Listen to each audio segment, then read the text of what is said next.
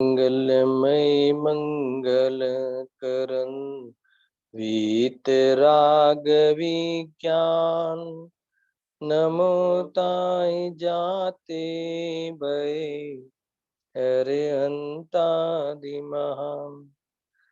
करी मंगल करियो महा ग्रंथ करन को कान जाते मिले समाज सब पावे निज पदरा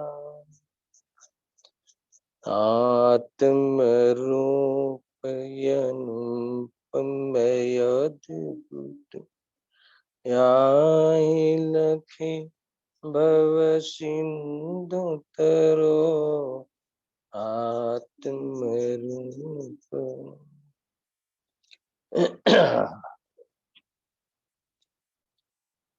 आज श्री मोक्ष मार्ग प्रकाशक ग्रंथ से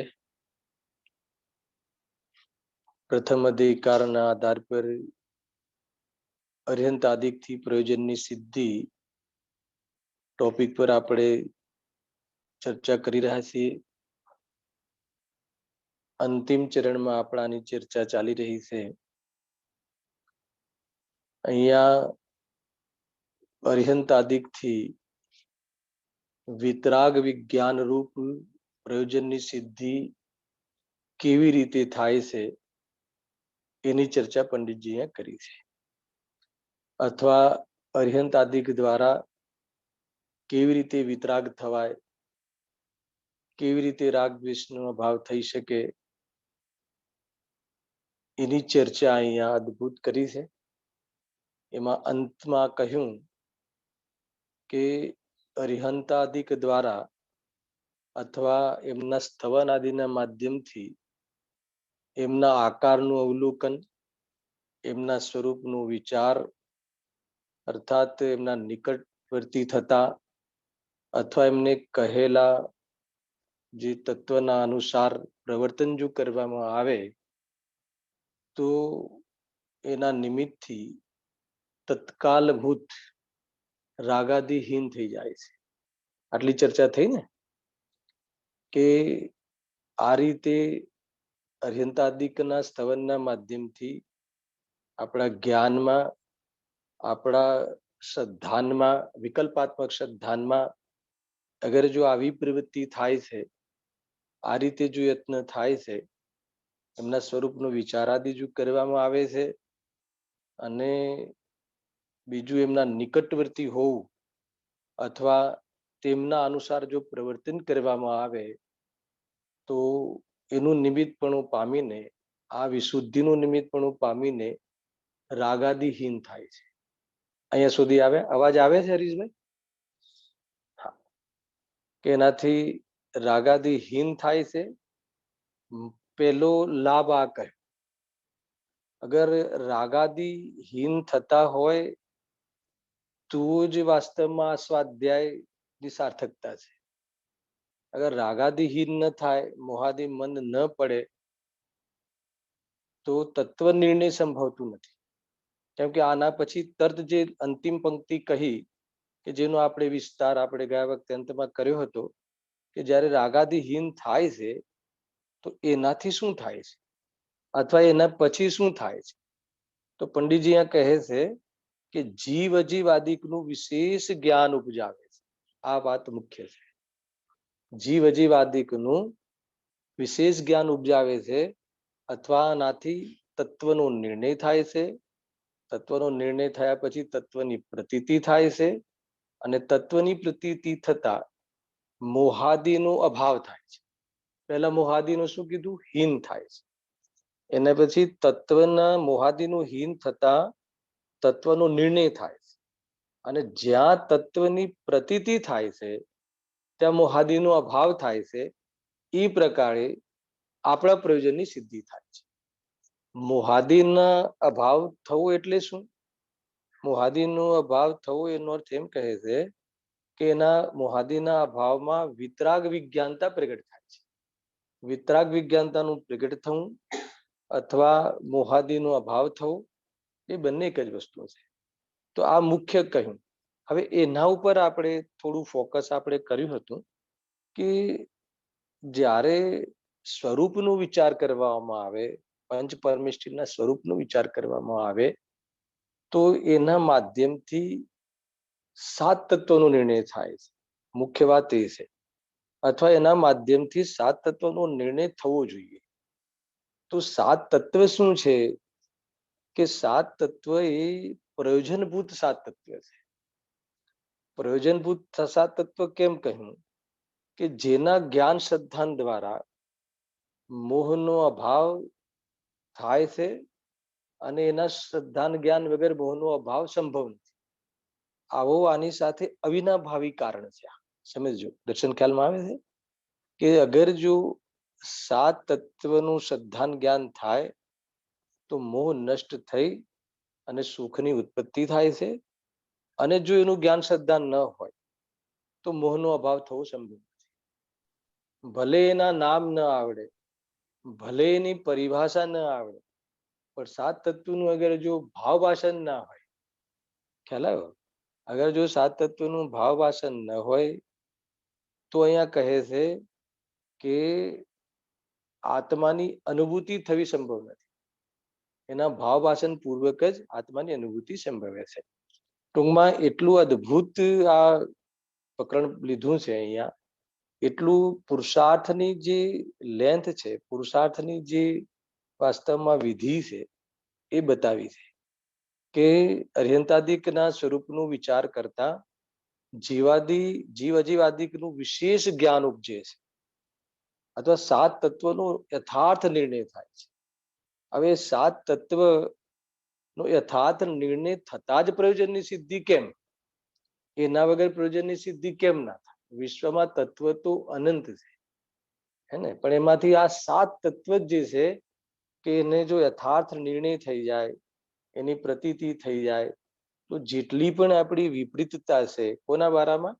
આપણા બારામાં જેટલી વિપરીતતા છે, જે પોતાના સ્વરૂપ બાબતમાં વિપરીતતા છે, અથવા જેટલી આપણી ખોટી માન્યતાઓ છે, સ્વ સંબંધી, પર સંબંધી, સુખ અને સુખના કારણ સંબંધી, દુઃખ અને દુઃખના કારણ સંબંધી, એ બધી જ માન્યતા, એ બધી જ ભૂલ આપણી મટી જાય છે.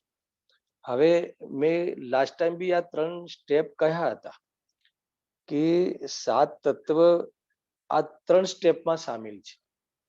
ખ્યાલ આવ્યો? કે પોતાનું શું છે, સ્વ શું છે ને પર શું છે, પોતાનું શું છે ને પરાયું શું છે. આ 7 તત્વ કેમ પ્રયોજનભૂત છે એનું ભાવાસન કરાવતા થોડીક ચર્ચા હું અહીંયા પ્રારંભ કરું છું. સમજવા જેવું છે દર્શન, ધ્યાન આપજો કે 7 તત્વ જે કહ્યા એ પ્રયોજનભૂત, એ જ પ્રયોજનભૂત કેમ છે? તો પેલા 7 તત્વ કયા છે એ 7 તત્વ નામ આપતા પહેલા હું એ 3 બાબતો અહીંયા સ્પષ્ટ કરીશ કે એ 3 બાબતોનું યથાર્થ નોલેજ હોય તો કાર્ય થાય. એમાં 7 તત્વ આવી જશે. પોતાનું પોતે શું છે ને પર શું છે, પોતાનું શું છે ને પરાયું શું છે. ખ્યાલ આવ્યો? સ્વ શું છે ને પર શું છે. એમાં 2 તત્વ સામેલ છે. પછી દુઃખ શું છે ને દુઃખના કારણ શું છે, એમાં 2 તત્વ સામેલ છે. સુખ શું છે ને સુખના કારણ શું છે, એમાં 3 તત્વ સામેલ છે. ટૂંકમાં આ 3 બાબતોની જો અગર ખબર ના હોય તો સુખી થવાનો ઉપાય કેવી રીતે કરશે? દુઃખના અને દુઃખના કારણની જ ખબર ન હોય તો અભાવ કેવી રીતે કરશે? સુખ અને સુખના કારણની ખબર નહીં હોય તો ઉપાય કેવી રીતે કરશે? સ્વ અને પરની જ ખબર નહીં હોય તો પોતે કોણ છે, સુખી કોને થવું છે, પોતાની મતલબ કે પહેચાન જ ના હોય તો કેવી રીતે પોતાને સુખી કરવા માટે ઉપાય કરશે? તો આ એટલા માટે આમાં આ 3 બાબતોમાં આ 7 તત્વ એમાં સામેલ છે. બરાબર છે કે આ 3 બાબતોમાં 7 તત્વ સામેલ છે. હવે બરાબર સમજજો કે સ્વ અને પર, સ્વ અને પર સંબંધી યથાર્થ જ્ઞાન ન હોય તો આ જીવે અનાદિથી પરને સ્વ માને અને વાસ્તવમાં એમાં એકત્વ બુદ્ધિ કરી છે એટલે દુઃખી છે. તો પેલા સ્વનો પરિચય હોવો જોઈએ, અને ભેદજ્ઞાન માટે, પરથી ભિન્ન ભેદજ્ઞાન માટે જે અજીવાદી જે છે એ સંયોગમાં શરીર આદિ છે કે જે જીવ જેવા લાગે છે, ખ્યાલ આવે કે નહીં? અથવા તો જીવ એ શરીર સાથે, જીવ અને અજીવ અથવા શરીર સાથે દૂધ અને પાણીની જેવો સંબંધ છે, તેથી એક જેવું લાગે છે. એટલે આપણને જે આ જીવ નથી, જે હું નથી, એનો પણ પરિચય હોવો જોઈએ, કેમ કે એનાથી ભિન્નતાનું ભાન કરવા. એટલે જીવનું અને અજીવનું અથવા સ્વનું અને પરનું, કેમ કે જીવ શરીર આદિ અને બીજા અન્ય પદાર્થોનું લક્ષ્ય કરીને રાગદ્વેષ કરે છે. એટલે જીવ સિવાય જે પણ કાંઈ છે, શેષ જીવ અને બીજા પદાર્થો એ અજીવ, એનો આપણને પરિચય હોવો જોઈએ. જીવનો પરિચય હોવો જોઈએ કે જે મારી સત્તા છે, જેની સાથે આપણે અનાદિથી જેને ઓળખ્યો જ નથી, એનો પરિચય કરવો જોઈએ, એમાં અહમ કરવું જોઈએ, એનો ભરોસો આવવો જોઈએ. ખ્યાલ આવે? એક તો એ વાત છે. એટલા માટે સ્વ અને પર અથવા જીવ અને અજીવને જાણવું પ્રયોજનભૂત છે. આ એટલા માટે કહું છું કે આ 7 તત્વ જે કહ્યા છે એ 7 તત્વમાં કાંઈ બાકી નહીં રહે. 7 તત્વમાં જોવા જઈએ તો આખી દુનિયા આવી જશે, અને 7 તત્વમાં જોવામાં આવે તો જેટલું પ્રયોજન છે આપણું, એ પ્રયોજન એનાથી સાર્થક થશે, એનાથી સિદ્ધ થશે, એની સમજણથી, એની પ્રતીતિથી. એટલે પહેલા 2 તત્વ કયા છે? જીવ અને અજીવ. એમાં મેં જે ફોર્મ્યુલા આપી કે સ્વ અને પર, બરાબર છે? થોડીક ચર્ચા કરીશું કે સ્વ અને પર. મને એવું યાદ છે કે આપણે પહેલા જ પ્રવચનમાં આની થોડીક ચર્ચા કરી હતી. હવે તમને યાદ છે કે નથી મને ખ્યાલ નથી પ્રફુલભાઈ, પણ મને યાદ છે કે મેં શરૂમાં જયારે પહેલું પ્રવચન લીધું હતું ત્યારે આ વાત કરી હતી કે સ્વ અને પર. કોઈ કહે કે મને સ્વની ખબર નથી, મને પોતાની ખબર નથી, હે ને? કોઈ બીને પૂછો કે ભાઈ તારે સૌથી પહેલા સ્વને ઓળખવું જોઈએ, પોતાને ઓળખવું જોઈએ, હું કોણ છું એની ખબર હોવી જોઈએ. શ્રેયસભાઈ, આ હું તમને પૂછું કે હું કોણ છું એની તમને ખબર છે? બોલો, મારો પ્રશ્ન છે, હું કોણ છું એની ખબર છે? તો તમે કહેશો ને કે ભાઈ હું મંદિરનો ટ્રસ્ટી છું, કે મંદિરનો મતલબ કારોબારી, કે કોઈ જે પણ કોઈ સેક્રેટરી છું, કે કોઈ પુત્રનો પિતા છું, કે મારી પત્નીનો પતિ છું, કે પ્રફુલભાઈનો પુત્ર છું, કે જેવી, અને વેપારી છું, કે જેવી. તો કે આ તમારો પરિચય જ નથી. ખ્યાલ આવ્યો? આ સ્વ છે જ નહીં, આ તમે છો જ નહીં. તો આ કોણ છે? આ બધું કોણ છે? તો કે આ બધું એક અવસ્થા વિશેષ છે, આ બધું કેરેક્ટર છે, આ બધું વાસ્તવમાં બહારની કર્મકૃત એક પોઝિશન છે. આ આત્મા નથી. આત્મા નથી એટલે હું નથી. આપણે તો એ પોઝિશનને મિલાવીને જ આપણો અનુભવ કરીએ. આપણે સંયોગમાં શરીર આદિથી અથવા ગતિ આદિથી જે પણ નરનારકાદિનું શરીર મળ્યું એનાથી મિલાવીને જ આપણો અનુભવ કરીએ છીએ. એટલે સૌથી પહેલા જ્યારે પોતાની જ ખબર નથી, એ જ મોટી ભૂલ છે. તો આપણે કોઈને ને કોઈને, કોઈ પરને સ્વ માનીને, ખ્યાલ એમાં અહમ બુદ્ધિ કરીએ છીએ, એને ટકાવવાનો અહંકાર કરીએ છીએ, અથવા એ તરફ રાગદ્વેષ કરીએ છીએ એ પ્રમાણે, અને પોતાને દુઃખી કરે. એટલે સૌથી પહેલા સ્વ અને પર. બહુ વિસ્તાર નહીં કરું, આ તો તમને ખ્યાલ બી હશે, પણ એક એક ફોર્મ્યુલા લઈને આપણે આગળ જઈશું. સામાન્ય તો મેં તમને યાદ હોય તો હું હવે અત્યારે તો સામે હોય તો આપણે પ્રશ્ન બી પૂછીએ પ્રત્યક્ષમાં, પણ સ્વ અને પરની પરિભાષાઓ કહી હતી. બરાબર છે? કે સ્વ કોને કહે છે અને પર કોને કહે છે? કે જેના માધ્યમથી મારા પ્રયોજનની સિદ્ધિ થાય એ બધું સ્વ છે, અને જેના માધ્યમથી મારા પ્રયોજનની સિદ્ધિ ના થાય એ પર છે. ભલે પછી મારા ગુણ જ કેમ ના હોય, કે મારી શુદ્ધ પર્યાય કેમ ના હોય, આમાં બધું આવી ગયું. આપણું પ્રયોજન શું છે? સુખી થવું. તો કે જેના આશ્રયથી મારા સુખની, આ મુક્તિની, મોક્ષની, સંસારના અભાવની, એની પ્રયોજનની સિદ્ધિ થાય, એવી સિદ્ધિ થાય, એ સ્વ છે. જેના આશ્રયથી મારું કામ સધે, જેના આશ્રયથી મને મુક્તિ મળે, એ સ્વ છે. બાકી બધું પર છે. બરાબર છે? હવે આ ઘણી બધી બાબતો છે કે ભાઈ પત્ની પર છે કે સ્વ છે. જે 7 ફેરા ફરીને લગ્ન કરીને આપણે જે પત્નીને લાવ્યા હોય, હે ને, સમાજની અંદર પૂરી વિધિથી લાવ્યા હોઈએ, એ પત્ની સ્વ છે કે પર છે? બોલો દર્શન, એ સ્વ છે કે પર છે? તો આપણે શું ફોર્મ્યુલા આપી કે જેના માધ્યમથી, જેના આશ્રયથી મારા પ્રયોજનની, સુખની, નિર્વિકલ્પની, વિતરાગતાની, મુક્તિની, રાગના અભાવની સિદ્ધિ થતી હોય તો એ સ્વ છે. બરાબર? તો કે એના માધ્યમથી તો થતી નથી, એનું લક્ષ્ય કરીને તો રાગ દ્વેષ થાય છે. ચલો, આ એક ઉદાહરણ આપી દીધું. પછી આપણે સીધા ડાયરેક્ટ આવીએ કે દેવશાસ્ત્ર ગુરુ, એ સ્વના ખાતામાં લઈશું કે પરના ખાતામાં લઈશું? ગુરુદેવશ્રી, બેનશ્રી, એ સ્વના ખાતામાં લેશું કે પરના ખાતામાં લઈશું? હવે આ થોડું કઠિન પડે છે. તમે ગુરુદેવશ્રી ને વચ્ચે નહીં લાવો, એ તો અમારા જ છે, ખ્યાલ આવે કે નહીં? તો કે ભાઈ એ સ્વના ખાતામાં, એમને પૂછો ને કે તમને સ્વના ખાતામાં રાખીએ કે પરના ખાતામાં રાખીએ?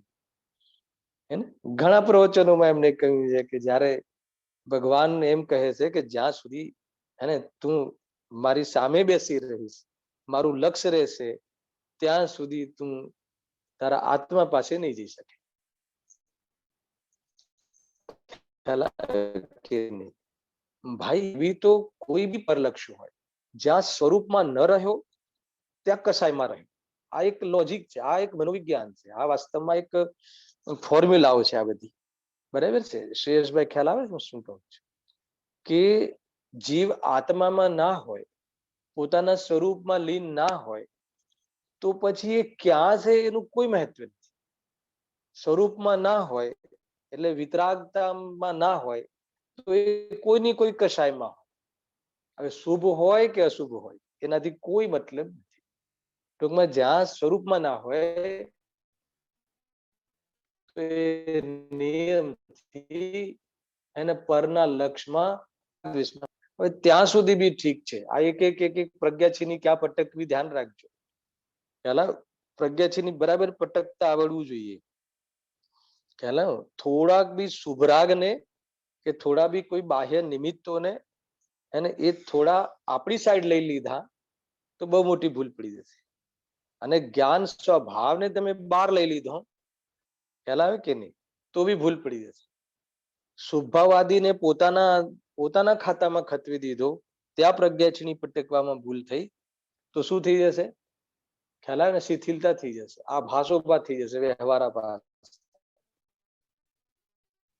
અને પોતાના જ્ઞાન સ્વભાવને જો તમે પેલા ખાતામાં ખતવી દીધું તો સ્વચ્છંદતા આવી જશે. અરે જ્ઞાન પણ પર છે એમ નથી, ખ્યાલ આવે કે નહીં? તો એ ઘણી બધી બાબતો છે. ખેર, મારે એ બતાવવું છે કે જેના માધ્યમથી આપણા પ્રયોજનની સિદ્ધિ થાય, જેના માધ્યમથી એને નિર્વિકલ્પ થવાય, જેના માધ્યમથી સદાકાલ સુખની પ્રાપ્તિ થાય, એને એ જ માત્ર સ્વ છે. હવે તમને ખ્યાલ તો આવી ગયું હશે, મુમુક્ષુની સભામાં આ તો યાદ તો આવી જાય કે કોણ છે સ્વ, હે ને? તો કોણ છે સ્વ એના ઉપર આપણે આવીએ છીએ. પેલા પરના ખાતામાં, પરના બાબતમાં બસ આનાથી મારા પ્રયોજનની સિદ્ધિ નથી એટલું જ જાણવું જરૂરી છે. પરનું ડિટેલિંગ કરવાની જરૂર નથી, હે ને? પરમાં પર જે પણ કોઈ વસ્તુ છે એ કયું છે ને શું છે ને શું છે, એના ભેદ કેટલા ને પ્રકાર કેટલા, કાંઈ નહીં. પર સંબંધી એટલું જ જાણવું છે, લોકાલોક સંબંધી એટલું જ જાણવું છે કે એનાથી મારા પ્રયોજનની સિદ્ધિ નથી, હે ને? એ મારાથી ભિન્ન છે એટલું જ પરના બાબતમાં જાણવું. એનાથી વધારે જાણકારીની જરૂર નથી સુખી થવા માટે. જાણવામાં આવી જાય લોકાલોક એની ચિંતા નથી, પણ સુખી થવા માટે કેટલું જાણવું જરૂરી છે કે એ પર છે, મારાથી ભિન્ન છે. બરાબર છે? એટલું છે. તો હવે તો આપણે ભાગ પાડતા પાડતા વિભાગ કરતા કરતા છેક દેવશાસ્ત્ર ગુરુ સુધી આવી ગયા. દેહ પણ ભિન્ન છે એ પણ માની લીધું. હવે કહે છે કે આપણા જ આત્મામાં, આપણા આત્મામાં આવી જાય પોતાના આત્માના જે અનંત ગુણ છે. બરાબર છે? હવે 6ઠ્ઠી 7મી ગાથા તમે યાદ કરી લેજો. બરાબર છે? હવે માની લો કે આપણી જે કોઈ શુદ્ધ પર્યાયો બી હોય, માનો કેવલ જ્ઞાનની પર્યાય હોય કે સમ્યક દર્શનની પર્યાય હોય કે જે પ્રગટ કરવાની છે એ પર્યાય બી હોય, તો પણ એ પરના ખાતામાં જશે. પોતાની જ શુદ્ધ પર્યાય, અશુદ્ધ પર્યાય તો તમે પરના ખાતામાં નાખી દીધો. પણ શુદ્ધ પર્યાય પરના ખાતામાં કેમ? કેશો કોઈ? કેશો શ્રેયસભાઈ, કેશો?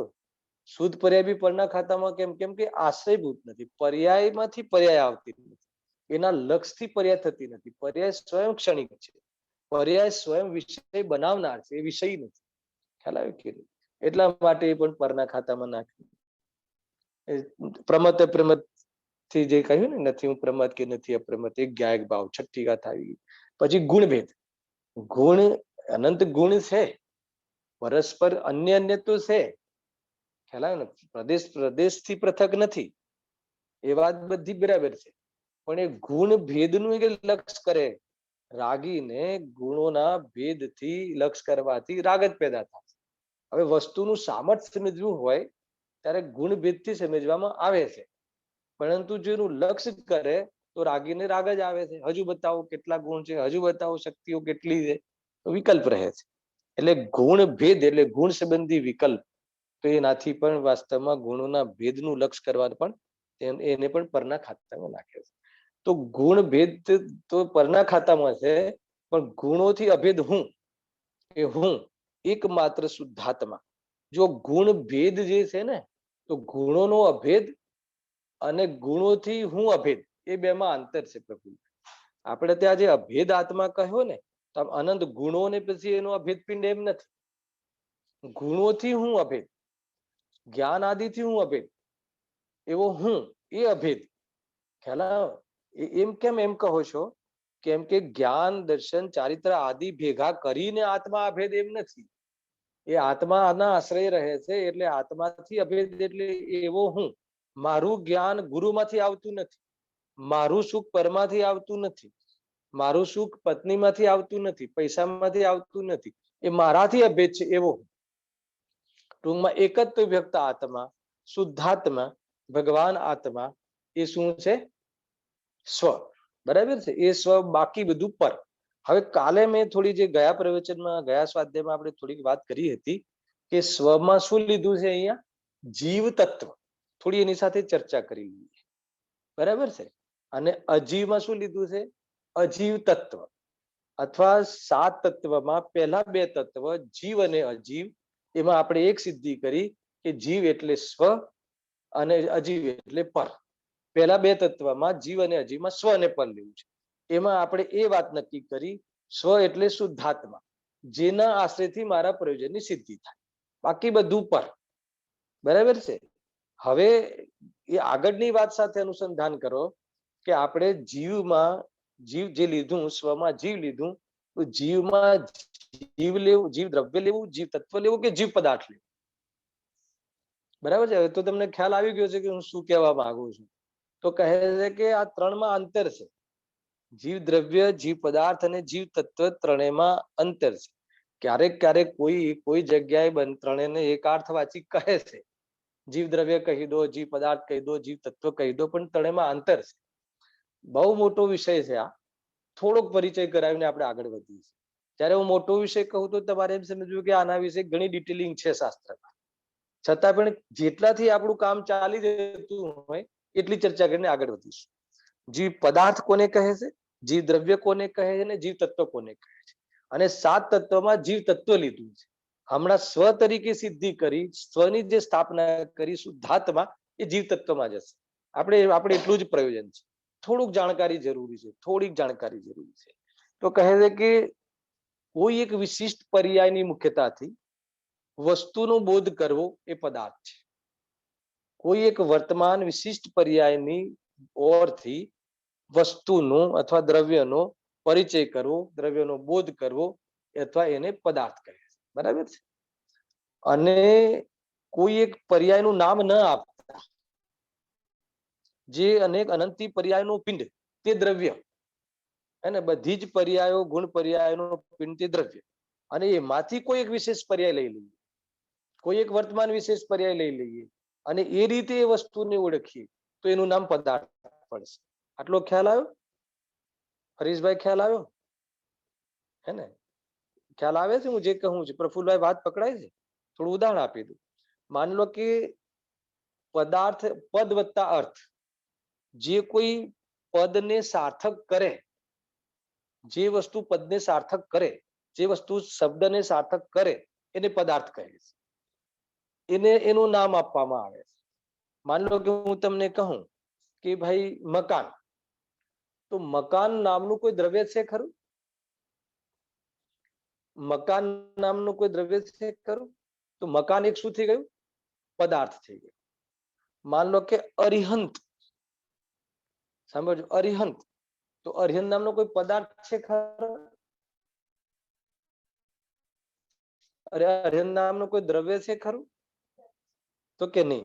તો કે જે આત્માની કોઈ એક અરિહંત અવસ્થા, આત્માની કોઈ વિશિષ્ટ અવસ્થા, અથવા એ કોઈ વસ્તુની વિશિષ્ટ અવસ્થા, તો અહીં આત્મા લેવો છે. જીવની કોઈ વિશિષ્ટ અવસ્થા, અરિહંત અવસ્થા, એની મુખ્યતાથી એ વસ્તુને, એ દ્રવ્યને ઓળખવો, નામ આપવું, નામકરણ કરવું, એ રીતે એનો બોધ કરવો. કોઈ એક જીવને અરિહંત કહેવો તો અરિહંત પદાર્થમાં જતું રહેશે, અને અરિહંતને દ્રવ્ય તરીકે જીવ દ્રવ્ય છે, એ અનેક પર્યાયોનો પિંડ છે એ દ્રવ્ય, તો એ જીવ દ્રવ્ય તરીકે જતું રહેશે. એટલે અનંત પર્યાયોની ઓરથી એ વસ્તુને જોઈએ તો એ દ્રવ્ય કહેવાશે. અને એમાંથી કોઈ એક વિશેષ પર્યાય, આ જેટલું પણ બધું દેખાય છે ને, પંખો, આ બુક, આ કોમ્પ્યુટર, આ ફોન, એ બધા પદાર્થો છે. કોઈ એક એ પદાર્થની, પૂતગલના પિંડની કોઈ એક વિશેષ પર્યાયને લઈને એને ઓળખવું, એને નામ આપવું, એ પદાર્થ છે. તો અહીંયા જીવ દ્રવ્યમાં સ્ત્રી, પુરુષ, એકેન્દ્રિય, બે ઇન્દ્રિય, ત્રણ ઇન્દ્રિય, આ જે પણ કહીએ એ બધા પદાર્થો થઈ જશે.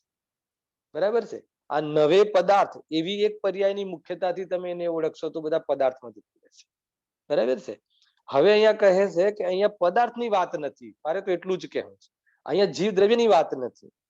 અહીંયા 7 તત્વમાં જીવ તત્વ લેવું છે. તો તત્વ કોને કહેવું?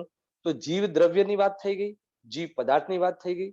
હવે જીવ દ્રવ્ય હોય કે જીવ પદાર્થ હોય, તો એનું જે કેમિસ્ટ્રી છે, એનો જે સ્વભાવ છે, એનું જે સત્વ છે, એનું તન્મયપણું છે, એનું જે તેપણું છે, હે ને, એનું વાસ્તવમાં જે એની ઓળખાણ છે, એનું એને શું કહેવાય છે? તત્વ કહેવાય છે.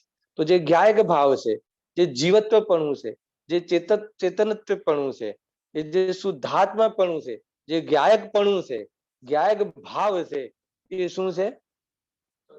તત્વ છે. તો તત્વમાં શું લીધું?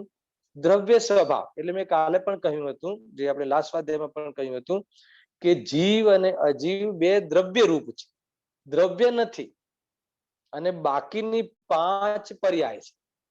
શું કહ્યું? જીવ અને અજીવ બે દ્રવ્ય રૂપ છે. દ્રવ્ય રૂપ એટલે દ્રવ્ય સ્વભાવ, વસ્તુનો જે દ્રવ્ય સ્વભાવ, જેનો ત્રિકાલ સ્વભાવ, જે વાસ્તવિક આત્માનું અસલ સ્વરૂપ, જે અસલ હું, જે અસલી આત્મા. ખ્યાલ આવે કે નહીં? તો બાકી બધું નકલી આત્મા છે. હા કે નકલી આત્મા? ખ્યાલ આવે? નકલી આત્મા છે એટલે એ ત્રિકાલપણું નથી. અરિહંત અવસ્થા પણ ત્રિકાલપણું નથી. જેને લઈને ઓળખવું હોય જીવને, જેને લઈને વાસ્તવમાં ત્રણેય કાળે એનાથી ઓળખાણ, એમાં આપણે ખોટા ના પડીએ. આપણે આપણને કે કોઈ જીવને અગર જ્ઞાનથી, ક્યાંક ભાવથી ઓળખીએ, તો ચાહે દેવ ગતિમાં જાય, કે ચાહે મનુષ્ય ગતિમાં જાય, કે સિદ્ધ ગતિમાં જાય, એની ઓળખાણ ક્યારે જૂઠી પડે નહીં. એટલા માટે શું છે? વાસ્તવમાં એ તત્વ હે ને, તે પણ એમાં એના પણું, એ મય, એનો સ્વભાવ, એની કેમિસ્ટ્રી, એનો વાસ્તવમાં એનું ગુણ, એના ગુણ એની ઓળથી, એના ઓળથી આપણે ભાવ ફેક્ટર, દ્રવ્ય ક્ષેત્ર કાલ ભાવમાં જ્ઞાયક ભાવથી ઓળખીએ છીએ ને, એને એ રીતે. તો એ વાસ્તવમાં એનું એ વાસ્તવમાં જીવ તત્વ, જીવત્વ શક્તિથી જે જોવામાં આવે છે, અનાદિ અનંત જે ભગવાન આત્મા છે, એ જીવ તત્વ થઈ ગયું. ખાલી આટલી જ ઓળખાણ આપણે કરવી હતી. આ તો ઘણી બધી વર્ષથી થોડી ચર્ચા કરી લીધી. હવે મારે એ બતાવવું છે, થોડાક આગળ વધીએ છે, કે જીવ તત્વની ઓળખાણ થઈ ગઈ. હવે અજીવ તત્વ, તો આ ભેદ જ્ઞાનની વાત છે. અનેક રીતે ભેદ જ્ઞાન કરવું છે. તો માની લો કે જેને જાણવા દેખવાનો સ્વભાવ છે, જીવ છે, બાકી બધા અજીવ છે. એ સામાન્ય ભેદ જ્ઞાન છે, પ્રમુખ ભેદ જ્ઞાન નથી. પણ જે મારા જાણવાનો સ્વભાવ છે, એને લઈને હું જીવ છું. બાકી જે શેષ જીવ અને બાકી બધા પદાર્થો જેનામાં ચેતના નથી, એ બધા અજીવ છે. તો એક તો આ ભેદ જ્ઞાન થઈ ગયું. બીજું અહીંયા ખરેખર જીવને સુખ દુઃખ સાથે સંબંધ છે, જીવને મોક્ષ બંધ સાથે સંબંધ છે. એ કોને સંબંધ છે? શરીર સાથે મોક્ષ બંધને સંબંધ નથી. જીવને કર્મો સાથે, જીવને સુખ દુઃખ સાથે કોનો સંબંધ છે? કર્મ સાથે. સાંભળજો બરાબર. હવે થોડીક સાત તત્વમાં હું પ્રવેશ કરું છું, એની થોડીક રૂપરેખા આપણે જોઈશું, પછી આગળ વધીશું. બરાબર સમજજો કે અહીંયા અજીવમાં શું લીધું છે, ખરેખર શું લીધું છે? તો ભેદ જ્ઞાન કરવા જીવ સિવાય બાકીના બધા અજીવ, એ તો અજીવમાં બાકીના અજીવ દ્રવ્યો તો આવી જ ગયા, એ તો સામેલ છે. અત્યારે એની મુખ્યતાથી વાત નથી. તો અહીંયા અજીવમાં કોને લેવું છે? તો અજીવમાં અહીંયા કર્મ લીધા છે પ્રફુલભાઈ, તમે જોઈ લેજો. કેમ કે જીવને સુખ અને દુઃખ સાથે કર્મનો સંબંધ છે, કર્મના સદભાવ અને અભાવ. બરાબર છે. તો અજીવમાં કાર્બન વર્ગના રૂપ, અજીવ તત્વમાં શું લીધું છે? કાર્બન વર્ગના અને એની વિશેષતા. એટલે જો જીવના વિશેષ 5 અને અજીવના 5 વિશેષ. હવે તમે એના પર આવી જાઓ. જીવના 5 વિશેષ અને અજીવના 5 વિશેષ. તો જીવના 5 વિશેષનું શું નામ છે? આશ્રવ, બંધ, સંવર, નિદ્રા અને મોક્ષ. આ સામાન્ય નામ છે. હવે એને જીવના વિશેષ કહેવા હોય તો ભાવ શબ્દ લગાવીએ છીએ, હે ને? ભાવ આશ્રવ, ભાવ બંધ, ભાવ સંવર, ભાવ નિદ્રા અને ભાવ મોક્ષ. તો આ જીવના વિશેષ થઈ ગયા. અને અજીવના વિશેષ લેવા હોય તો શું લેશો તમે? હે ને? દ્રવ્ય, હે ને? દ્રવ્ય અને ભાવ, દ્રવ્ય કર્મ અને ભાવ કર્મ. તો એમ કહે છે ને, તો ભાવ શબ્દ જ્યારે આવે ત્યારે જીવની ઓરથી વાત છે, અને દ્રવ્ય શબ્દ જ્યારે લગાવીએ ત્યારે અજીવની ઓરથી વાત છે. તો આશ્રવમાં દ્રવ્ય આશ્રવ, દ્રવ્ય બંધ, દ્રવ્ય સંવર, દ્રવ્ય નિદ્રા અને દ્રવ્ય મોક્ષ. બરાબર છે. તો આ થઈ ગયા અજીવના વિશેષ. તો જીવને વાસ્તવમાં સુખ દુઃખ સાથે કર્મનો નિમિત્ત તરીકે કર્મનો સંબંધ છે, અને ઉપાદાન તરીકે જીવના ભાવ સાથે સંબંધ છે. તો જીવના કયા ભાવ સાથે સંબંધ છે? દુઃખનો સંબંધ આશ્રવ બંધ સાથે છે, અને સુખનો સંબંધ સંવર નિદ્રા મોક્ષ સાથે છે. અથવા સંવર નિદ્રા મોક્ષ કહો, કાં તો ઓલા 3 ભાવમાં શુદ્ધ ભાવ કહો, ખ્યાલ આવ્યો? અને ઓલા 3 ભાવમાં આશ્રવ અને બંધને સંકલેશ ભાવ કહો, ખ્યાલ આવ્યો? એટલે એ રીતે આપણે, અને સંકલેશ અને વિશુદ્ધ ભાવ એ બી દુઃખમાં જ હશે, દુઃખનું જ કારણ છે. તો આ રીતે આખી આ 7 તત્વની રૂપરેખાઓ, અનેક રીતે આની ચર્ચાઓ છે, અને અનેક રીતે સમજી શકાય છે. પણ એક જે આપણું પ્રયોજન જેનાથી સધાય એવી રીતે આપણે આની ચર્ચા કરી રહ્યા છીએ. હે દ્રવ્ય રૂપ આવ્યું ને? તો દ્રવ્ય રૂપ એટલે જીવ અને અજીવ. જીવ અને અજીવ 2 દ્રવ્ય રૂપ છે, બાકીની 5 પર્યાય રૂપ છે. આ 7 ને પર્યાય રૂપ કહી છે, એ અલગ વ્યવસ્થા છે. ત્યારે એ અલગ છે કે 7 પર્યાય રૂપ, તો જીવની જે લાક્ષણિક પર્યાય છે જાણવા દેખવાની, એને જીવ તત્વ લીધું.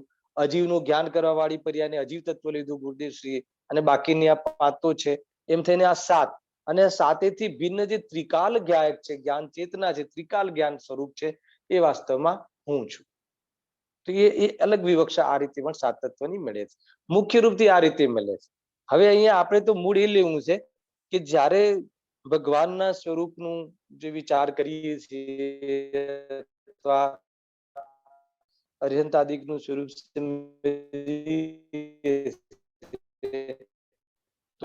એના દ્વારા આપણને અર્યંતાદિક મોક્ષ પણ છે. ખ્યાલ આવે કે નહીં? અને અર્યંત પછી સિદ્ધ રસ્તા આવે તો શું છે? ભાવ મોક્ષ સહિત દ્રવ્ય મોક્ષ પણ છે. અને એ શાનાથી પ્રગટ થયું? તો કે આચાર્ય ઉપાધ્યાય સાધુ, તો કે સંવર નિદ્રા તત્વ છે. તો કે સંવર નિદ્રા તત્વ એવું આચાર્ય ઉપાધ્યાય સાધુનું એ રીતની દશા ગ્રહણ કરી, એ પ્રગટ કરી અને મોક્ષની પ્રાપ્તિ થઈ. એ કોના દ્વારા થઈ? તો કે એમને શુદ્ધાત્મા, જે ભગવાન આત્મા છે, એની દ્રષ્ટિ કરી અને શરીર આદિ પર છે એને પર માન્યું. તો એવી રીતે આખી 7 તત્વો એ રીતે પણ ઉતાર્યા છે. તો 7 તત્વોનો નિર્ણય થવું જોઈએ. એમાં આ રીતે આ 7 તત્વ અહીંયા કહ્યા છે. હવે એક તો એ થઈ ગયું. હવે એમાં સ્વ ને પર અને આશ્રવ અને બંધ, તો એ વાસ્તવમાં હે રૂપ છે. હે રૂપ છે એટલે શું? છોડવા યોગ્ય છે. છોડવા યોગ્ય એટલે સ્વભાવમાં મિલાવીને અનુભવ ન કરવો, એ મારા માટે કોઈ કાર્યકારી નથી. એક તો એ રીતે છે. હવે એ કેવી રીતે ઉત્પન્ન થાય છે? આ 7 તત્વોનો મેળ શું છે? તો સ્વ એ ભગવાન આત્મા, ભગવાન આત્માને ચૂક્યા તો આશ્રવ અને બંધ ઉત્પન્ન થાય છે. આશ્રવ દુઃખના કારણ છે, આશ્રવ દુઃખનું કારણ છે અને બંધ દુઃખરૂપ છે. બરાબર છે? પેલા એનું સ્વરૂપ સમજી લો. આશ્રવ દુઃખના કારણ છે અને બંધ દુઃખરૂપ છે. તો આશ્રવ શું છે? ભાવ આશ્રવ શું છે? ભાવ આશ્રવ ક્યાંથી આવે? જો આમાં કેવું છે, સંસાર માટે પણ આત્મા જોઈએ અને મુક્તિ થવા માટે પણ આત્મા જોઈએ. ભગવાન આત્મા ને ભૂલીએ તો સંસાર બને છે. હે ને? સંસાર માટે ભગવાન આત્માને ભૂલવો પડે, કે જે આપણે અનાદિથી ભૂલ્યા છીએ. એટલે ભગવાન આત્મા જે બંધ અને મોક્ષ એટલા સ્વતંત્ર છે કે જો બંધમાં રહેવું હોય તો બી ભગવાન આત્મા જોઈએ, અનાદર કરવા માટે, ભૂલવા માટે, અરુચિ કરવા માટે, હે ને? એ રીતે તિરસ્કાર કરવા માટે. જો આ ભગવાન આત્માનું તિરસ્કાર કરવાથી વાસ્તવમાં સંસાર મળે છે અને ભગવાન આત્માને એમનો સત્કાર કરવાથી, ભગવાન આત્માનું પહેચાન કરીને એમાં રમવાથી મુક્તિ મળે છે. તો સાતે તત્વ ત્યાંના ત્યાં છે. જો ભગવાન આત્મામાં અજીવનો અભાવ છે, કર્મનો સદા અભાવ છે, એ જ ભગવાન આત્માને અગર જો આત્માનો અનુભવ કરતા નથી અથવા હું પોતાને ભૂલીને પણ લક્ષ કરે છે, અજીવનું લક્ષ કરે છે, તો શું થાય છે? રાગ દ્વેષ ઉત્પન્ન થાય છે. અને રાગ દ્વેષ ઉત્પન્ન થાય છે એનાથી કર્મનું આવવું થાય છે. એ કર્મનું આવવું થયું આત્માના પ્રદેશોથી, એ દ્રવ્યાશ્રવ. રાગાદિનું આવવું થયું, ઉત્પન્ન થયા, એ ભાવાશ્રવ. બરાબર છે? હવે એના અંદર ઉપયોગને રમાડવો, એમાં ઉપયોગ રોકાઈ જવું અથવા એના માટે સમર્પિત થઈ જવું, એ ભાવબંધ તત્વ. અને એને લઈને કર્મમાં સ્થિતિ અનુભાગ આદિ બંધ પડવું, એ દ્રવ્ય બંધ. આ એનો પરિચય થઈ ગયો. બરાબર છે? તો એ રીતે સાત તત્વનો ખ્યાલ બી, અરે આ તત્વનો ખ્યાલ આવી ગયો. હવે ભગવાન આત્માનો જ્ઞાન ચિહ્ન દ્વારા, જ્ઞાન લક્ષણ દ્વારા પરથી ભિન્ન પોતાનો અનુભવ કરે છે. હું ચૈતન્ય સ્વરૂપ છું એમ અનુભવ કરે છે. હું ચૈતન્ય સ્વરૂપ છું એમ છે અને માને છે. ખ્યાલ આવ્યો? તો એને પર સંબંધી કર્તૃત્વ એકત્વનો ભાવ તૂટી જાય છે. તો એ પોતાના તરફ વરણ થયું, ઉપયોગનું પોતાના તરફ ઝૂકવું થયું, શ્રદ્ધા સહિત ઝૂકવું થયું. એ પોતાના તરફ વર્યો, સમ્યક રીતિથી વર્યો, એનું નામ સંવર તત્વ છે, ભાવ સંવર છે. એને લઈને કર્મનું આવું રોકાઈ જવું, મોહનીય કર્મનું મુખ્ય રૂપથી દર્શન મોહની અને અનંતાનુબંધીનું રોકાઈ જવું, ઉપશમ થઈ જવું, ક્ષય થઈ જવું, ક્ષોપશમ થઈ જવું, એને શું કહે છે? દ્રવ્ય સંવર. બરાબર છે? હવે જયારે પોતાનો પરિચય થઈ ગયો, આ હું છું એવી દ્રષ્ટિ થઈ ગઈ અને ઉપયોગ એમાં રમવા લાગ્યો, વિશેષ લીન થવા લાગ્યો, એને વારંવાર લીન થવા લાગ્યો, એનું નામ નિદ્રા છે. એનું નામ ભાવ નિદ્રા છે. શુદ્ધિની વૃદ્ધિ થઈ રહી છે, એનું નામ ભાવ નિદ્રા છે. બરાબર છે? એને લઈને જે કર્મનો જૂનો સ્ટોક હતો, એ શું થઈ ગયો? એ જૂનો સ્ટોક ખતમ થઈ જવો, એનો અભાવ થઈ જવો, નવો બંધ ન થવો અને જૂનો સ્ટોક ખતમ. ખ્યાલ આવ્યો ને? દેવું ચૂકવાઈ જવું. જો આ છે ને બિઝનેસ છે. કેવી રીતે? માન લો કે આપણે આજીવિકા ચાલુ થઈ ગઈ, આજીવિકા ચાલુ થઈ ગઈ તો આપણે દેવું કરવાનું બંધ કરી દીધું. બરાબર છે? અને કમાઈને દેવું ચૂકવતા ગયા. એ ખ્યાલ આવ્યો? બીજું દેવું કરી અને જૂનું દેવું ચૂકવવું, તો એમાં દેવું ચૂકવાતું નથી. આ તો જે કમાણી થતી ગઈ અને જૂનું દેવું ચૂકવતા ગયા, તો એ દેવાથી મુક્ત થઈ ગયો. એવી રીતે જેમ જેમ સ્વરૂપમાં લીન થતો જાય છે જીવ, તો એ કર્મનો ઉદય તો આવે છે, પણ એના ફળમાં જોડાતો જ નથી. હે ને? જોડાતો નથી. એના ફળમાં એ જતું જ નથી, સ્વરૂપમાં લીન રહે છે, એ પોતાનામાં સ્વરૂપમાં એંગેજ રહે છે. તો એ કર્મ ફળ આપ્યા વગર નીકળી જાય છે. ફળ આપ્યા વગર એટલે ભોગવ્યું જ નહીં ને. સ્થિતિ ઉદય થયો, પ્રકૃતિ ઉદય થયો, પ્રદેશ ઉદય થયો, અનુભાગ ઉદય ન આવ્યો, કેમ કે ઉદય આવ્યો એ વખતે સ્વરૂપમાં લીન થવામાં પુરુષાર્થ રહ્યો, એટલે એને ભોગવ્યા વગર નીકળી ગયું. આ રીતે કહેવાય છે. તો એ રીતે કર્મનો કોટા ખતમ થતો જાય છે અને સ્વરૂપમાં સંપૂર્ણ લીન થઈ જાય તો મોક્ષ થઈ જાય છે. મોક્ષ એટલે શાનાથી મોક્ષ થઈ જાય છે? સંપૂર્ણ દુઃખ અને દુઃખના કારણોથી. હે ને? ભાવ કર્મ દ્રવ્ય કર્મથી મુક્ત થઈ જાય છે, ઘાતી કર્મ આદિ. અને પછી દેહ આદિનો અને અઘાતી કર્મનો પણ નાશ થઈ જાય છે. આ રીતે આપણા પ્રયોજનની સિદ્ધિ વિતરાગ વિજ્ઞાનતા, અને વિતરાગ વિજ્ઞાનતાના કારણે સંપૂર્ણ મુક્તિની પ્રાપ્તિ થઈ જાય છે. આ રીતે વાસ્તવમાં જીવની પ્રયોજન શું છે? મોક્ષ. મોક્ષની પ્રાપ્તિ થઈ જાય છે. આ રીતે ઘણી રીતે આની ચર્ચા છે.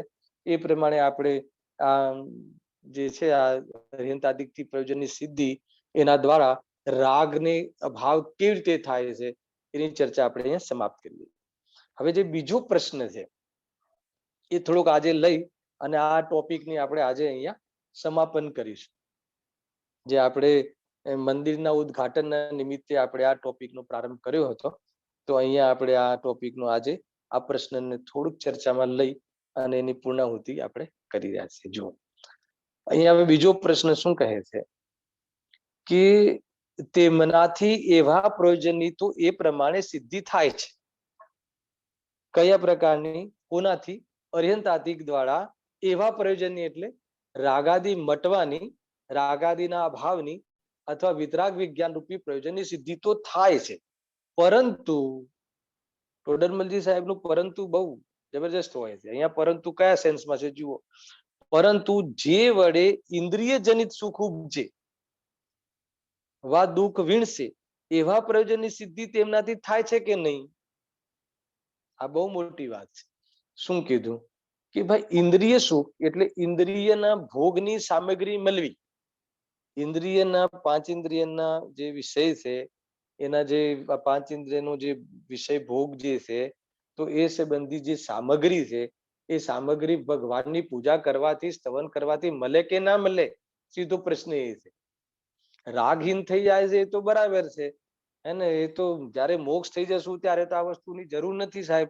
પણ જયારે મોક્ષ નથી ગયા ત્યાં સુધી સંસારમાં રહીએ ત્યાં સુધી પાંચ ઇન્દ્રિયના વિષયોની કપડા લત્તા, ગાડી મોટર જે પણ કહેવાય ને બહારમાં, ઉઠી કપડા મકાન, જે પણ પાંચ ઇન્દ્રિય સંબંધી જે ભોગની સામગ્રી છે અને એ દુનિયામાં એને તો કહે છે પાંચ ઇન્દ્રિયના ભોગની વિષય વસ્તુ સામગ્રી બહુ મળવી, ખૂબ મળવી, એનું નામ એને સુખી કહે છે. અને આ ઇન્દ્રિય સુખ વળી ક્યાંથી આવ્યું? કોઈ બીજું સુખ છે? અતિન્દ્રિય સુખ અને ઇન્દ્રિય સુખ એ બી બહુ મોટી કહાની છે અને સામાન્ય વિષયો નથી. આ એક છે અતિન્દ્રિય જ્ઞાન, ઇન્દ્રિય જ્ઞાન. એક છે અતિન્દ્રિય સુખ, ઇન્દ્રિય સુખ. પ્રવચન સારમાં આખો વિષય છે. ત્યાં કહે છે કે અતિન્દ્રિય જ્ઞાન ને અતિન્દ્રિય સુખ ઉપાદેય છે અને ઇન્દ્રિય જ્ઞાન ને ઇન્દ્રિય સુખ હે છે. એમ કહ્યું, છોડવા યોગ્ય છે. ત્યાં તો એમ કહે છે કે ઇન્દ્રિય સુખ સુખ જ નથી, એ તો દુઃખ જ છે, એવી સિદ્ધિ કરી છે. અચ્છા, જ્ઞાન કેટલા પ્રકારના જરા કહો? જ્ઞાન કેટલા પ્રકારના દર્શન? જ્ઞાન કેટલા પ્રકારના? અરે જ્ઞાન એક જ હોય, ન અતિન્દ્રિય હોય કે ન ઇન્દ્રિય હોય. 8 એ તો કર્મની ઓળખી. જ્ઞાન એક જ પ્રકારનું છે. અતિન્દ્રિય કે ઇન્દ્રિય જ્ઞાન તો એ તો જાણવાની જે પ્રોસેસ છે ને એના આધારે એનું નામ પડ્યું છે હે ને. જે જ્ઞાન ઇન્દ્રિયો વિના ડાયરેક્ટ આત્માના પ્રદેશોથી પદાર્થોને જાણે એને અતિન્દ્રિય જ્ઞાન કહે. અને જે જ્ઞાન ઇન્દ્રિયોનું અવલંબન લઈને પદાર્થોને જાણે એને ઇન્દ્રિય જ્ઞાન. ઇન્દ્રિય જ્ઞાન જ્ઞાન નથી એમ કહે છે ને, એમ નથી. વાસ્તવમાં ઇન્દ્રિયના અવલંબનથી જાણવું એ વિભાવ છે. ઇન્દ્રિય જ્ઞાન અજ્ઞાન નથી. સમજો, ઇન્દ્રિય જ્ઞાન 12મા ગુણસ્થાન સુધી હોય. અગર ઇન્દ્રિય જ્ઞાનને તમે અજ્ઞાન કહી દેશો, ભાવેન્દ્રિય છે, વિભાવરૂપ જ્ઞાન છે. આત્માનો જાણવાનો સ્વભાવ આત્માના પ્રદેશોથી છે, આત્માના કોઈના અવલંબનથી જાણવાનો સ્વભાવ નથી. છતાં બી અવલંબન લઈને જાણે છે, વિભાવ છે અને જાણે છે સ્વભાવ છે. ઇન્દ્રિયોના અવલંબનથી જાણવામાં જાણવું એ આત્માનો સ્વભાવ છે, નેચર છે. પણ અવલંબન લેવું પડે એ વિભાવ છે, વિપરીતતા નથી. વિપરીતતા મિથ્યાત્વ સહિત જ્ઞાનને વિપરીતતા કહેવાય. મિથ્યાત્વ સહિત હોય ત્યાં સુધી વિપરીત જ્ઞાન કહેવાય અને મિથ્યાત્વ જતું રહે પછી એ જ્ઞાન ભલે પછી એ ઇન્દ્રિયોના માધ્યમથી જાણે તો એ ઇન્દ્રિય જ્ઞાન કોઈ વિપરીત નથી. એ વિભાવરૂપ જ્ઞાન ભલે કહેવાય. વિભાવરૂપ અલગ, વિપરીત જ્ઞાન અલગ. વિપરીત જ્ઞાન મિથ્યાત્વ, એમાં તો મિથ્યા જ્ઞાન, એમાં તો શ્રદ્ધાના દોષને લઈને એ જ્ઞાનને મિથ્યા કહેવાય. પણ ઇન્દ્રિયોના અવલંબનથી તો આચાર્ય કુંતકુંજ દેવી ઇન્દ્રિયોના અવલંબનથી જ જાણવું થાય છે. હવે એમને એક પછી મોક્ષ માર્ગમાં જે અતિન્દ્રિય જ્ઞાનનો અંશ પ્રગટ થઈ ગયો એ અલગ છે. એ શું છે કે ઇન્દ્રિયનો વિષય આત્મા બનતું નથી, એટલે ઇન્દ્રિયથી જ્ઞાન ઉપજતું નથી.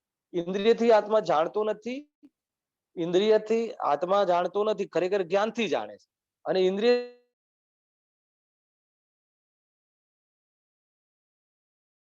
હું છું એમ અનુભવ કરે અને વાસ્તવમાં ઇન્દ્રિયોના વિષયનું અવલંબન છૂટી જાય એટલે વિકલ્પ છૂટી જાય, લક્ષ છૂટી જાય અને શુદ્ધોપયોગ પ્રાપ્ત થઈ જાય તો એ જ્ઞાનને ઇન્દ્રિય જ્ઞાન કહે, અતિન્દ્રિય જ્ઞાન કહે છે. અને એ વખતે જે નિરાકુલતા થઈ, કસાય ના રહી, એને અતિન્દ્રિય સુખનો અંશ કહે છે. અને એ સાચું સુખ છે, એ વાસ્તવમાં જ્ઞાન છે. આટલો ખ્યાલ આવ્યો? હવે થોડા આગળ વધીએ છીએ. આ તો બધા મોટા વિષયો છે, પણ થોડો થોડો એને ટેસ્ટ કરાવી દઉં. હવે ઇન્દ્રિય સુખ તો સુખ જ નથી. ખરેખર તો ઇન્દ્રિયના વિષય એટલે ઇન્દ્રિય જ્ઞાનના વિષય સ્પર્શ રસ ગંધ વિર્ણ આદિ, દુકાન મકાન, આ જે ઘર મકાન બધું પદાર્થ આદિ, હવે એ ઇન્દ્રિયના જ્ઞાનનો વિષય બને છે. પરંતુ આ જીવ એને શું કરે છે? એમાં પ્રતિકૂળ અનુકૂળતા રૂપ વેદન કરે છે. માન લો કે સ્પર્શન ઇન્દ્રિયનો વિષય કોઈ ઠંડો ગરમ વિષય મળ્યો, તો કે ભાઈ ઠંડુ લાગે છે તો અત્યારે એમને અનુકૂળ છે, તો એમ અનુકૂળ માની અને એ રીતે ભોગવે છે.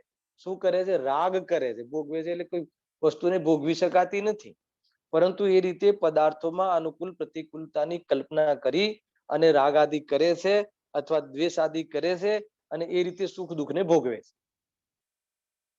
હેલા, કોઈ પદાર્થમાંથી સુખ થતું હોય કે પદાર્થમાંથી દુઃખ મળતું હોય એમ નથી.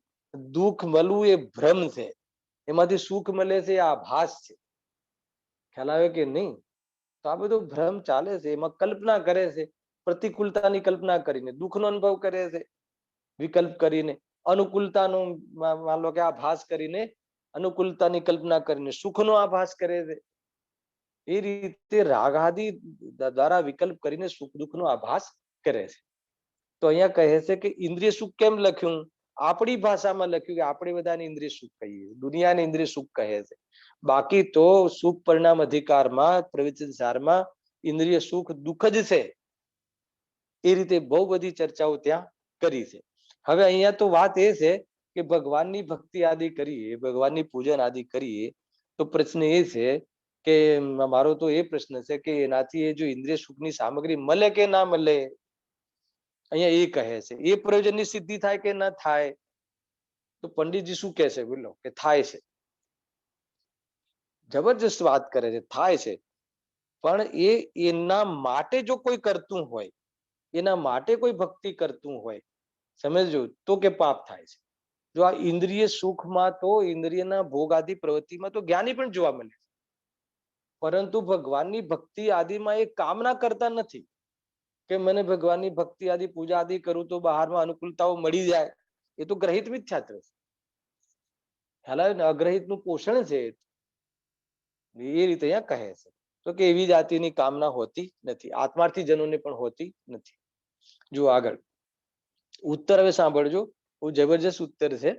ઉત્તર તો બહુ મોટો છે, પણ આપણે એને સારથી પણ લઈ લઈશું. જો અરિહંત આદિકમાં જે સ્તવન આદિરૂપ વિશુદ્ધ પરિણામ થાય છે, જેનાથી અઘાતી કર્મોની સાતા આદિ પુણ્ય પ્રકૃતિઓમાં બંધ થાય છે.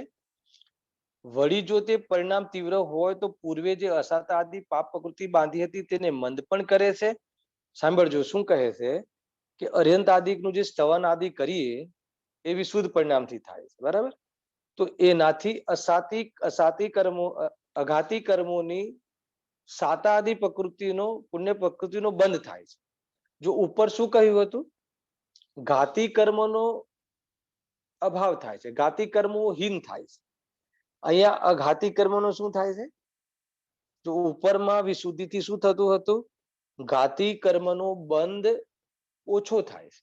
સંકલેશ પરિણામથી ઘાતી કર્મ, જે વિતરાગ વિજ્ઞાનને ઘાતવા વાળા જે કર્મો છે, અને એનો ઘણો બંધ થાય છે. અને વિશુદ્ધ પરિણામથી ઘાતી કર્મનો બંધ ઓછો થાય છે. અને અહીંયા શું કહે છે? અઘાતી કર્મોની વાત આવી કે એ જ વિશુદ્ધ પરિણામથી સાથે અઘાતી કર્મ, અઘાતી કર્મમાં પણ સાતા આદિ પુણ્ય પ્રકૃતિનો બંધ ઘણો થાય છે અને પાપ પ્રકૃતિનો બંધ ઓછો થાય છે. એટલે પુણ્યનો બંધ ઘણો થાય છે. હવે સાંભળજો, પરિસ્થિતિ તો બતાવશે. હવે આગળ શું કહે છે?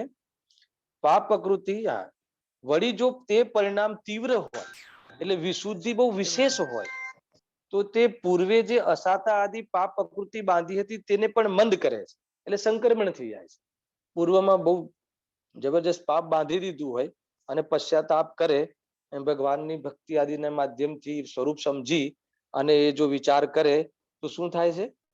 જે પૂર્વમાં પાપ પ્રકૃતિનો બંધ કર્યો હતો એની શક્તિહીન થઈ જાય છે, એ મંદ થઈ જાય છે. અરે પાપમાંથી પુણ્યમાં ફરી જાય છે, સંક્રમણ પણ થઈ જાય છે. આ બધું બહુ થાય છે. એટલે વાસ્તવમાં તો ખરેખર તો એ આવે છે ને બેનશ્રીના વચનામૃતમાં કે જીવના પરિણામ સાથે પ્રકૃતિ બંધાયેલી છે. આ બેનશ્રીને કર્ણાનુયોગનો પરિચય છે, આપણને ખ્યાલ આવે. ખ્યાલ આવે, જીવના હાથમાં છે બધું. અરે પૂર્વમાં ગમે તેવા કર્મ બંધાયા હોય, વર્તમાન પરિણામનું નિમિત્તપણું પામીને સત્તામાં હલવા લાગે, પાપનું પુણ્યમાં ફરી જાય છે, એની શક્તિહીન થઈ જાય છે. એવી રીતે ઉદયમાં આવે છે કે આપણે સ્વરૂપના પુરુષાર્થમાં ભંગ ના કરી શકે એવો મન ઉદયમાં આવીને નીકળી જાય. તો જીવના પરિણામોની એટલી બધી વેલ્યુ છે, જીવના પરિણામોમાં એટલી તાકાત છે. ખાલી તત્વનો વિચાર કરે તો બી 17 કોડા કોડી બાંધેલો બંધ અંત કોડા કોડી થઈ જાય છે. અને જેવી રીતે કર્મનો બંધ કર્યો હોય એવી રીતે જ ઉદયમાં આવવું એવો નિયમ નથી. આ વાત તમને નવી લાગશે, હે ને? આપણે બાંધ્યું હોય તો મિથ્યાત્વ બાંધ્યું હોય, પણ એ સમ્યક પ્રકૃતિમાં થઈને ઉદયમાં આવીને ખરી જાય છે. બાંધ્યું હોય પાપ પરિણામ અને પુણ્ય પરિણામ થઈને ઉદયમાં આવીને નીકળી જાય.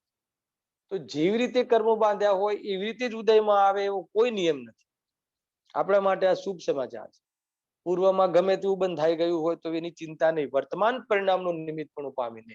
અહીંયા પંડિતજી કહે છે કે જે વાસ્તવમાં સાતાદિ પ્રકૃતિનો ખૂબ બંધ થાય છે અને પાપ પ્રકૃતિનો બંધ ઘટે છે. પૂર્વમાં કરેલો હોય એને પણ શક્તિહીન થઈ જાય છે. અરે ક્યારેક તો પાપનું પુણ્યમાં પરિણમન થઈ જાય છે. ઉલટું પણ થાય, ખોટા પરિણામ હોય તો પુણ્યનું પાપમાં પરિણમન થઈ જાય. અરે કહે છે કે એની તાકાત નથી કર્મની કે આત્માને ઢાંકી શકે.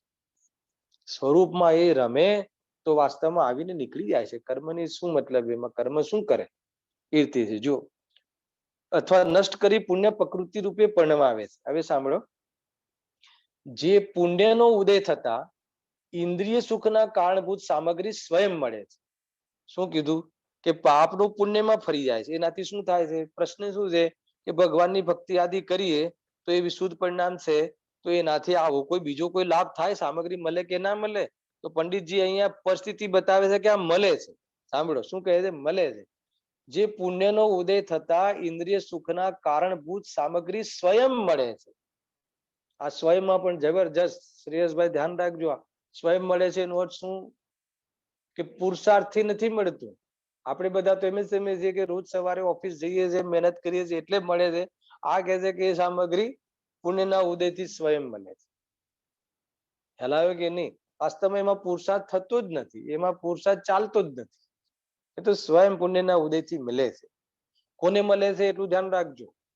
કોઈ કહે કે ચલો વાંધો નહીં, પુણ્યના ઉદયથી મળે તો છે ને. તો કે આત્માને નથી મળતું, સંયોગમાં મળે છે. અને આત્માને મળે છે તો એનાથી કોઈ સુખ થોડી થાય છે. સામગ્રી મળે તો સુખ નથી થતું, હે ને? સામગ્રી મળે પણ મોહ ના હોય તો સુખી, અને મોહ હોય તો દુખી.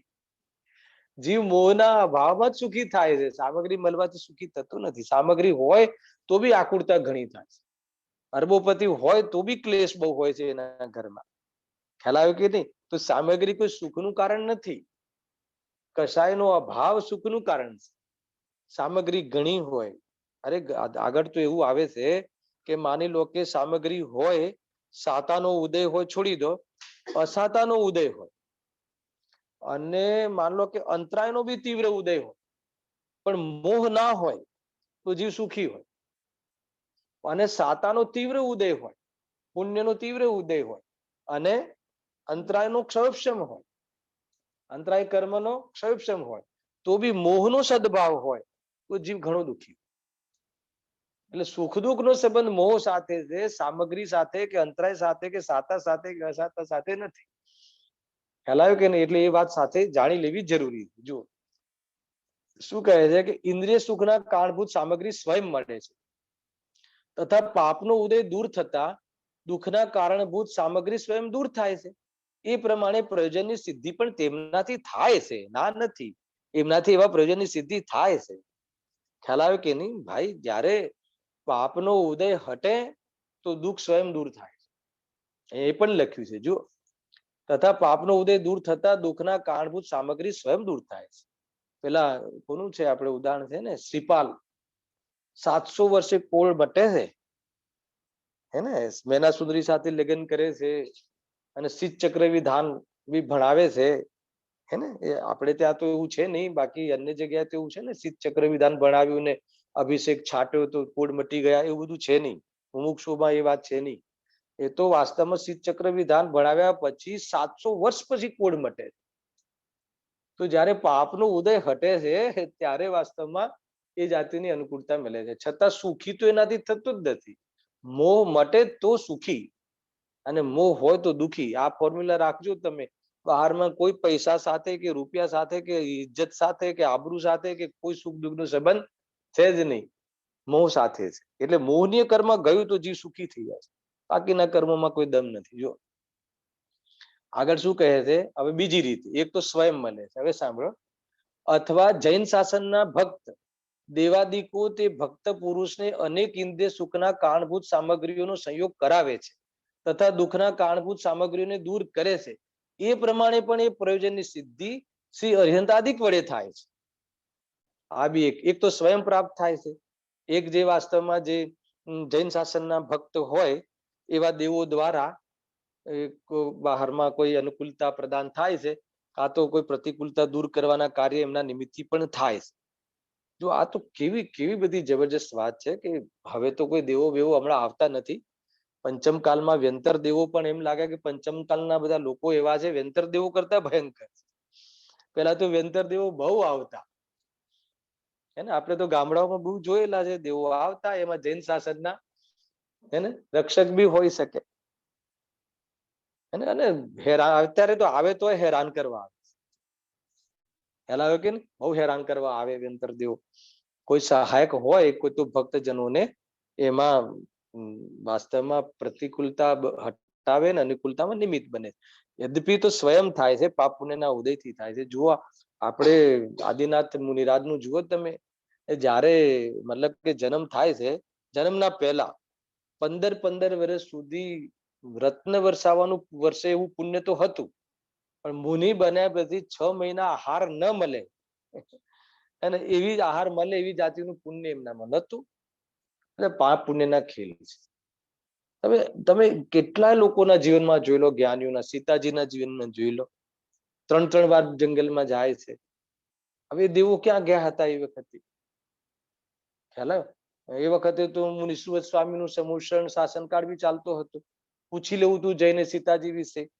અને જ્યારે શંકા કરી એ વખતે દેવો આવીને સમજાવી દેવાતા અવધિ જ્ઞાનથી. પણ એ વખતે આવ્યા જ નહીં. અને છેલ્લે જયારે અગ્નિ પરીક્ષા આવી અને અગ્નિ પરીક્ષામાં જે કુંડની રચના થઈ એમાં છલાંગ લગાવી ત્યારે દેવો આવ્યા અને સરોવર કરી દીધું. તો ત્યાં સુધી એ ક્લાઇમેક્સ પર આવ્યા કે પુણ્ય નહીં તો ભાઈ એ શું કરે? તો પુણ્ય ના ઉદય, તો જ્ઞાનીઓ હોય કે અજ્ઞાની હોય, આ બધું પુણ્યના નાટકો છે. પુણ્ય હોય તો દેવો પણ સહાય કરે, નહીં તો ના કરે. શ્રી કૃષ્ણને જુઓ ને, દ્વારકા નગરી સળગી, હજારો દેવો સેવા કરતા હતા. છેલ્લે શું થયું? હે ને, એક પણ દેવ ન હતા. પોતે બળદ બી નહીં, પોતે 2 ભાઈ માતા પિતાને ગાડું ખેંચીને બહાર લાવે. તો ભાઈ એનાથી કોઈ મતલબ નથી. અહીંયા કહે છે કે પુણ્યનો ઉદય હોય તો જે વાસ્તવમાં જૈન શાસનના ભક્ત દેવાદિ આદિ આવી અને બાહ્યમાં સામગ્રીમાં આદિમાં અનુકૂળતાનું નિમિત્ત બનતા હોય છે. એ અહીંયા કહે છે. મૂળ વાત મારે હવે એ કહીને સમાપ્ત કરવી છે. જો શું કહે છે, પરંતુ ચલો એ બધું જ થાય છે, તમારા એ પ્રયોજનની સિદ્ધિ બી થઈ ગઈ, દેવો આવીને તમારી બાજુ બધી વ્યવસ્થા બી કરી ગયા, બધું થઈ ગયું. પણ કહે છે પરંતુ એ પ્રયોજનથી કઈ પોતાનું હિત થતું નથી. એનાથી મોક્ષ મળે છે? એનાથી વૈરાગ્ય આવે છે? બહારમાં દેવો ઠાઠ આપી દે તમને, અરે સ્વયં દેવ બની જઈએ તો શું બાહ્યમાં સામગ્રી મળશે એનું લક્ષ્ય કરીને વૈરાગ્ય આવે છે કે ભોગોની તૃષ્ણા વધે છે? તો પછી એનાથી હિત તો થતું નથી. અહીંયા બહુ જોરદાર લખ્યું છે. પણ એ પ્રયોજનથી કઈ પોતાનું હિત થતું નથી. કેમ નથી થતું? કારણ કે કસાય ભાવ વડે બાહ્ય સામગ્રીઓમાં ઇષ્ટ અનિષ્ટપણું માની આત્મા પોતે સુખ દુઃખની કલ્પના કરે છે. એટલે સામગ્રીનું હોવું કે ના હોવું કોઈ મતલબ નથી સુખ દુઃખ સાથે. જો અહીંયા એક જોરદાર વાત કરી, કેમ કે બાહ્ય સામગ્રી અકિંચિત કર છે સુખ દુઃખ માટે, સુખ દુઃખ બંને માટે. તો કોણ કિંચિત કર છે? તો કે કસાય જ વાસ્તવમાં સુખ દુઃખનું કારણ છે. કેવી રીતે? તીવ્ર કસાય હોય તો ઘણો દુઃખી, મંદ કસાય હોય તો ઓછો દુઃખી, અને કસાય ન હોય તો સુખી. સામગ્રી સાથે કઈ લેવા દેવા નથી. એટલા માટે અહીંયા કહે છે કે તું વાસ્તવમાં બાહ્ય સામગ્રીની કામના નહીં કર. અંતિમ ઉપદેશ બહુ જોરદાર છે, સાંભળો હવે ખાસ. અને અહીંયા શું કહે છે, કશાય વિના બાહ્ય સામગ્રી કઈ સુખ દુઃખ ની દાતા નથી. એને બાહ્યમાં કશાય હોય તો જ સુખ દુઃખ ની વાત આવે છે. કશાય હોય તો દુઃખ, કશાય ના હોય તો સુખ. હવે કશાય છે તે તો સર્વ આકુરતામય છે, માટે ઇન્દ્રિય જનિત સુખની ઈચ્છા એટલે જે કલ્પના, અને એ બી ભ્રમ છે. અને બાહ્યમાં સામગ્રી ઓછી હોય તો દુઃખી થઈ જાય, એ ડર પણ ભ્રમ છે. શું કહ્યું? બાહ્યમાં સામગ્રી ખૂબ મળે તો ખૂબ સુખી, અથવા સામગ્રીની હાનિ થઈ જાય તો આમ ડરી જાય છે. દુઃખથી ડરવું એ બધો ભ્રમ છે. કારણ કે એ બાહ્ય સામગ્રીઓ સાથે જીવને સુખ દુઃખ સાથે કોઈ સંબંધ નથી. એને કશાયની ત્યાં હોય તો જીવ સુખી દુઃખી, અને કશાયનો અભાવ હોય તો જીવ સુખી. અહીંયા એ વાત કહે છે. અંતિમ વાત જુઓ, વળી એવા પ્રયોજન અર્થે અર્યંતાદિકની ભક્તિ કરવા છતાં પણ તીવ્ર કસાય હોવાથી પાપ બંધ જ થાય છે, માટે એ પ્રયોજનના આર્થી થવું યોગ્ય નથી. શું કહ્યું? અગર જો એવી કામનાથી આપણે કરીએ, મને બહારમાં અને સંસારમાં સુખ મળે એ કામનાથી ભગવાનની ભક્તિ કરીએ, તો ધર્મ તો હતો જ નહીં ભગવાનની ભક્તિ, પરંતુ હવે પુણ્ય ના રહે, તે પાપના ખાતામાં જાય છે. એટલે કહે છે કે ખરેખર અર્યંતાદિકની ભક્તિના માધ્યમથી રાગાદિનો અભાવ કરવામાં નિમિત્ત બને, એમાં જ માત્ર વાસ્તવમાં કાર્યકારી છે. એટલા માટે એ ઈષ્ટ છે. છેલ્લે કહી દેશે, જુઓ, કારણ કે અર્યંતાદિકની ભક્તિ કરતા એવા પ્રયોજન તો સ્વયં સિદ્ધ થાય છે. એના માટે સ્પેશિયલ ને ઘાસ માટે કોઈ ખેતી કોઈ નથી કરતું. ગૌ માટે ખેતી કરે, ઘાસ મફત મળી જાય છે. ખ્યાલ આવ્યો કે નહીં? એ તો આત્માનું હિત માટે ભેદ જ્ઞાન કરે તો કસાયની મનતા થતી હોય છે, તો પુણ્ય બંધ થઈ જાય છે. પણ એ પુણ્યની અપેક્ષા જ્ઞાનીઓને હોતી નથી, એની કામના હોતી નથી. એ પ્રમાણે શ્રી અર્યંતાદિક પરમ ઇષ્ટ માનવા યોગ્ય છે. અહીંયા સુધી આપણું આ ચેપ્ટર પૂરું થાય છે. છેલ્લે અર્યંતાદિકને મંગલ પણ કહે છે. કેમ મંગલની સંધિ છે ને, મંગ વત્તા લ અને મમ વત્તા લગ, તો એ સુખને લાવે છે અને પાપને ઘડાવે છે. ખ્યાલ આવ્યો? તો કયા સુખને? અતિન્દ્રિય સુખને લાવવામાં નિમિત્ત કારણ છે, અને વાસ્તવમાં વિશુદ્ધ પરિણામ હોવાથી પાપને પણ ઘાડે છે, અને સ્વરૂપમાં ડૂબવાથી મિથ્યાત્વ જેવું મોટું પાપ નાશ થઈ જાય છે. એવી રીતે અર્યંતાદિકથી આપણા મૂળ પ્રયોજનની સિદ્ધિ તો શું છે? વિતરાગ વિજ્ઞાનતા. એ આ રીતે થાય છે. એની ચર્ચા આપણે કેટલાક 7-8 સ્વાધ્યાયથી કરી રહ્યા છીએ. એ વિષયની આજે અહીંયા આપણે પૂર્ણાહુતિ કરીએ છીએ. થોડીક સ્પીડમાં લીધું છે, પણ તમે વાંચી લેજો, સમજાયું છે. સહજાનંદી સ્વરૂપી અવિનાશી